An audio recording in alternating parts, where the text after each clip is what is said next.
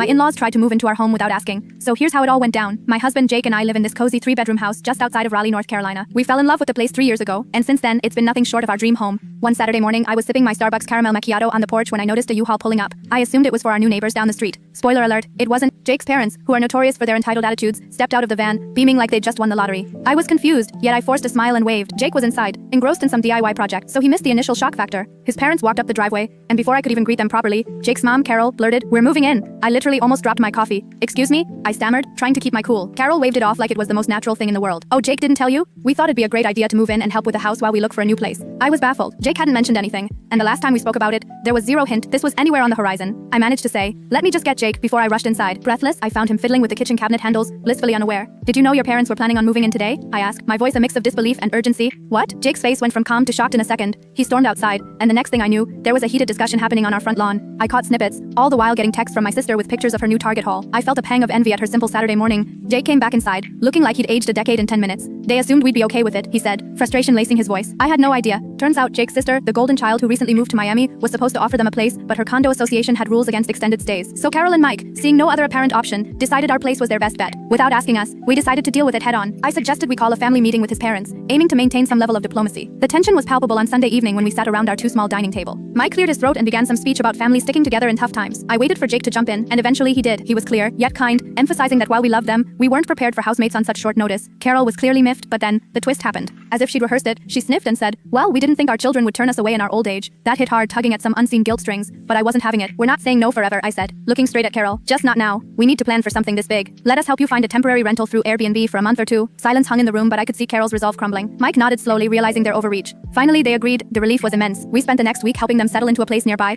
and honestly, it was the best compromise. Today, they're comfortably settled in a rental, and we're back to enjoying our own space, with only the typical visit now and then. For now, all's quiet on the Raleigh front, but man, I'm staying alert, because you never know when the next U-Haul might roll up.